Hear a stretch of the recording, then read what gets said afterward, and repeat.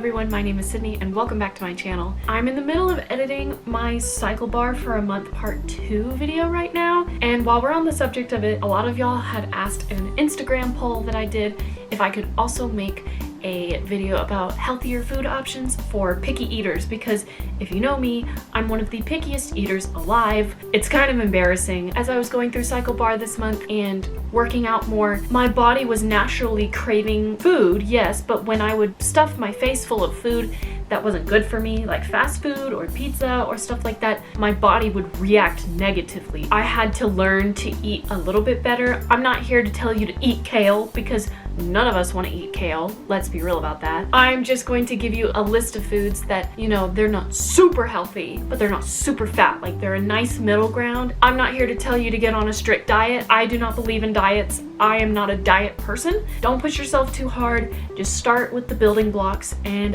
yeah, without further ado, here's the video.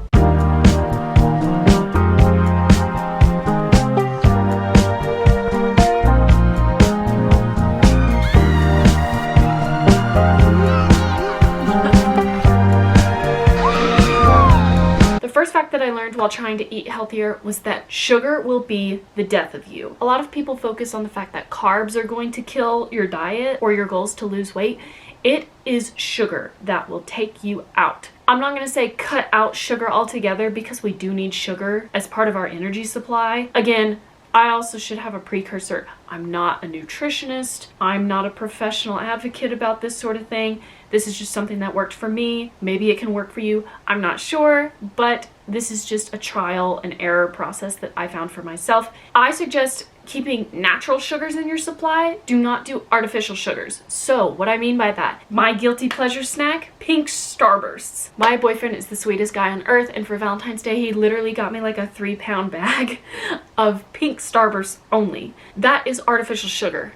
Natural sugar, however, comes from fruit primarily. If natural sugars aren't your thing, a cheat that I learned recently, but some people have actually known for a while, you take a strawberry and you cut it up and you sprinkle just a little bit of Splenda on top of it. It sweetens the strawberry because sometimes strawberries have a little bit of a sour kick. Again, not only am I a picky eater, I'm just a sissy when it comes to like tart or spicy flavors. So fruits are huge. Strawberries I've really liked. I've always liked cantaloupe. I think fall is cantaloupe season. It's cutie season right now. I've had the best little mini oranges these past couple weeks. I eat about 3 a day. I would go to the store and I would get the naked drinks, particularly the Blue Machine. I got to the point where I could have 1 a day. Like, I could drink the whole thing. However, you have to be careful of how people are wording the word sugar, because not all the time you will see added grams of sugar this number. For women in particular, I think they said 25 grams of sugar a day is like recommended, and Blue Machines that I grew to love so much on top of eating additional fruit was 52 grams of sugar. Natural sugar, yes,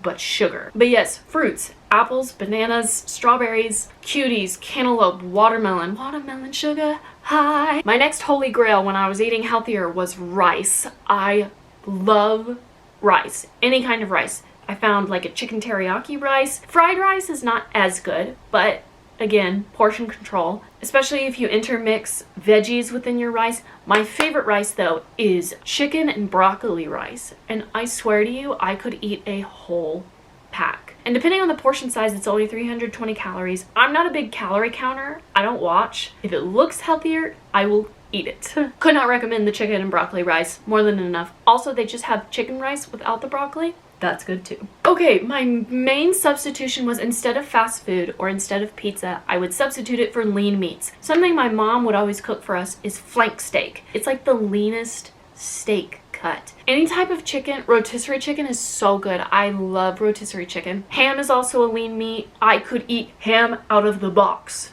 It's so good. Honey baked ham, it's not just Thanksgiving. I just recently got into guacamole, so my next suggestion for you is avocados. The only difference between guacamole and avocados are the extra flavoring. Put it on your toast, eat it with eggs. I've seen people put it on their burgers. I'm not doing that, sis, but avocados are really good. If you're like me and you sometimes have like a texture issue, you just can't look at it, okay? Just don't look at it. You have to be strong. If you're already a picky eater and you can't do texture, get over yourself and just take a deep breath. It's like trying to take a shot of cough medicine when you're sick. Like, you just can't look at it, you can't smell it, you just can't think about it. You just gotta, it do be like that sometimes. Okay, hear me out. I'm also horrible with shapes. Let me explain what I'm gonna say about that. I will always be down for shredded cheese. Always. However, you give me a cheese stick, like a whole cheese stick, nasty. That is disgusting. Well, it's not so bad. I can't eat mozzarella cheese in like a physical stick. I can't do that. Just don't ask me why. I guess it's because I've eaten it melted on pizza for so long. It's just weird to have mozzarella cheese cold. However, cheddar cheese and Swiss cheese cold and in a stick, I'm good.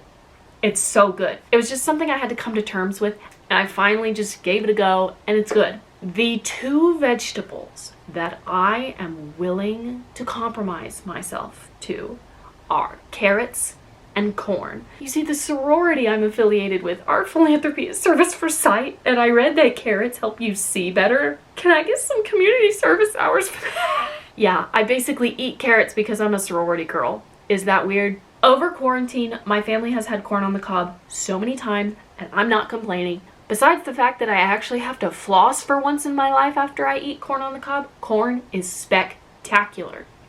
Delicious. If you need something crunchy like a chip, because I know people don't often want to turn to fruits and vegetables for snacks, there is always chips that are okay. First of all, if you're eating guacamole or you're eating avocado, you can have it with like Tostitos. I love Tostitos. Also, pretzels. Any shape of pretzels. If you need something sweet while you're eating pretzels, because I know pretzels can be kind of bland, might I recommend Trader Joe's cookie butter? Don't knock it till you try it. Peanut butter texture, but Teddy Grahams. Alright, this is for my super picky eaters like me. If you cannot give pizza up for a while, space it out with a cauliflower crust pizza. At grocery stores, you can find a cauliflower crust margarita pizza. Again, look at me. I'm a picky eater. I hate tomatoes. This pizza was fan-freaking-tastic. The last few suggestions I have for you guys. First, a source of protein is eggs. Any kind of style you want. I preferably like scrambled. However, when I have them on sandwiches, I like them fried. I really love egg sandwiches. Like so much. If you can eat egg whites, that's even better. IHOP has like a healthy plate where it's egg whites instead of scrambled eggs. That's really good. You can't tell a difference. The second to last thing I have for you guys is bread recommendations. Do not eat white bread.